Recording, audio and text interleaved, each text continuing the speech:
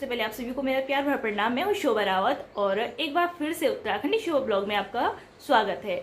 तो आज मैं ब्लॉग की शुरुआत करी हूँ 1 बजे से, क्योंकि 1 बज चुके हैं और सुबह से इतना टाइम नहीं मिल पाया कि मैं एक जगह में कैमरा सेट करके ब्लॉग शूट कर पाऊँ, क्योंकि सुबह एक तो वानो जल्दी उठ जाती है और ऊपर से हस्बैंड को ऑफिस जाना होता है। तो 8-9 बजे तक हस्बैंड को ऑफिस जाना होता है, 8:30-9 बजे तक। तो सुबह देर से उठती हूँ और फिर काम जल्दी से नहीं हो पाता है, इस वजह से कहीं पे कैमरा सेट करने का टाइम नहीं मिल पाता है। तो अभी लंच बनाने में टाइम है, 2 बजे मैं लंच बनाती हूँ। तो अभी 1 बज रहे हैं, तो मैंने सोचा चलो ब्लॉग शुरू कर ही लेती हूँ, क्योंकि फिर वही होता है ना कि एक बार शुरू करो तो फिर ब्लॉग बन ही जाता है। और अगर शुरुआत ही नहीं करेंगे तो ब्लॉग शुरू भी नहीं हो पाता है। और अभी मैं ब्लॉग की शुरुआत आप देख रहे होंगे किस तरीके से कर रही हूँ, अपनी बेटी को गोदी में लिए हुए हूँ और घूमते घूमते यहाँ पे ब्लॉग की शुरुआत हो रही है। तो हाय कर दे वानो, हाय। तो वो हाई करने के लिए वानों ने मुंह घुमा लिया है कि हाँ मैं भी मम्मी के साथ हूँ, तो मैं भी हाई बोल रही हूँ। High high high high YouTube family. तो चलो फिर आज का मौसम मैं आपको दिखा देती हूँ कि आज मौसम कैसा हो रखा है।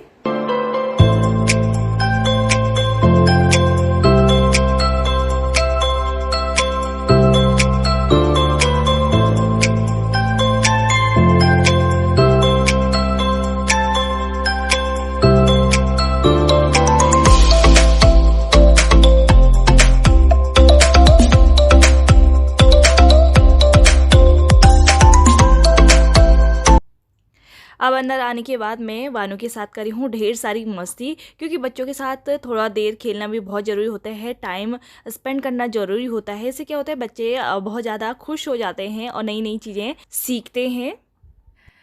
तो फाइनली 2 बज चुके हैं और इससे पहले मैंने वानू को थोड़ी देर बाहर भी घुमाया और घुमाने के बाद अब वो सो गई है, क्योंकि थक गई थी। बीच में वो खेल भी रही थी और खेलने के बाद वो बहुत ज़्यादा थक चुकी है और थक के सो गई है।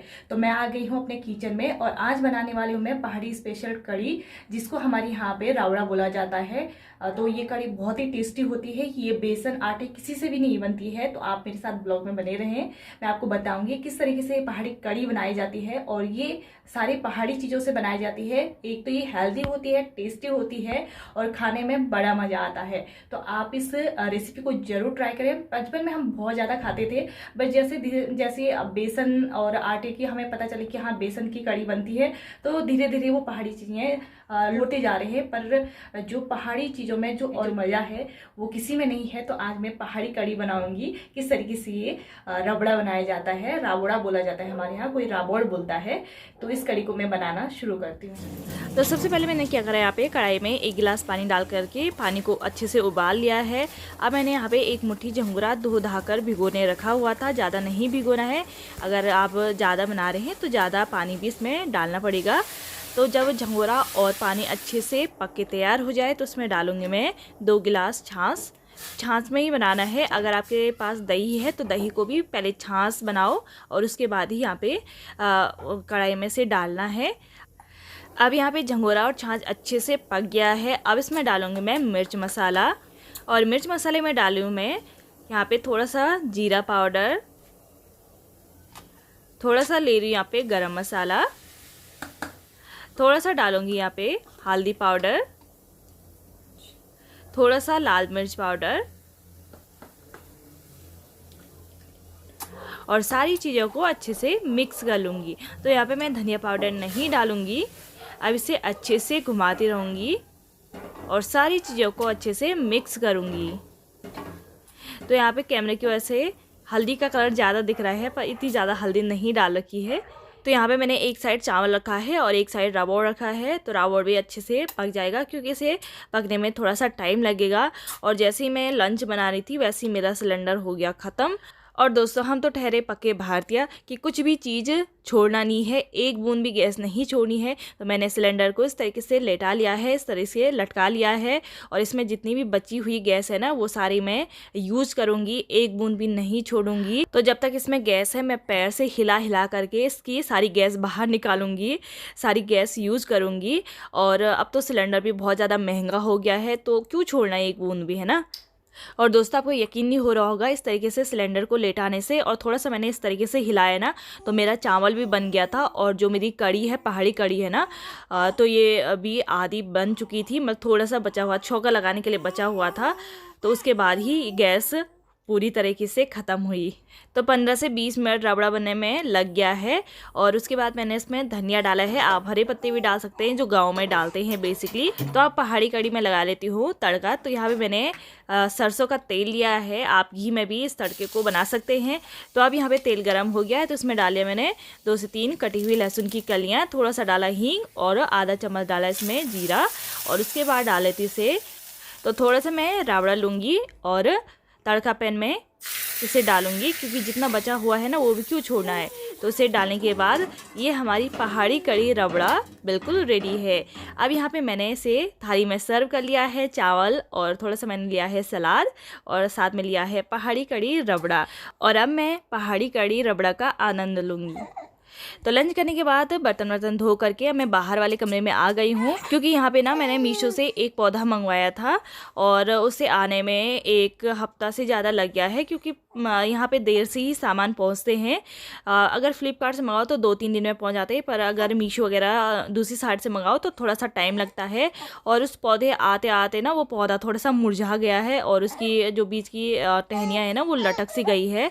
तो यहाँ पे अब मैं क्या कर रही हूँ, इस पौधे को लगा लेती हूँ। और सबसे पहले यहाँ पे मैंने गमले में मिट्टी और गोबर अच्छे से भर लिया है। तो सबसे पहले मैंने यहाँ पे क्या करा, मिट्टी को अच्छे से छान के तैयार करनी है, उसमें पत्थर वगैरह लकड़ी वगैरह नहीं होनी चाहिए।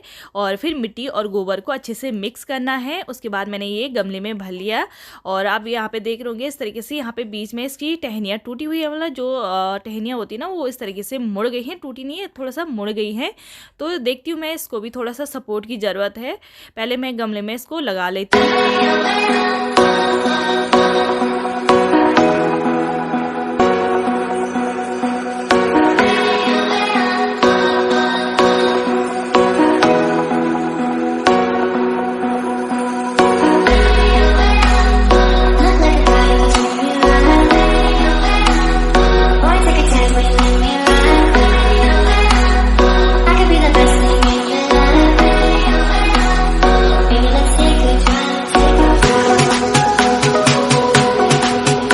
अब यहाँ पे ना पौधा लगाने के बाद मैं इसकी जड़ को अच्छे से दबा लूँगी, अच्छे से टाइट कर लूँगी, ताकि जो इसकी जड़ है ना वो अच्छे से पकड़, मतलब मिट्टी में इसकी पकड़ अच्छे से आ जाए। और अब ये लटक रहा है तो मैं क्या करूँगी, 2 लकड़ियाँ लूँगी और लकड़ियों से इसको सपोर्ट दूँगी, मतलब लकड़ियों पे अब धागा बांधूँगी, ताकि जो इसकी लटकी हुई टहनियाँ है ना, लटका हुआ हिस्सा है, उसमें सपोर्ट आ जाए। और जब ये अच्छे से खड़ा हो जाएगा तो फिर मैं इस लकड़ियों को हटा दूँगी।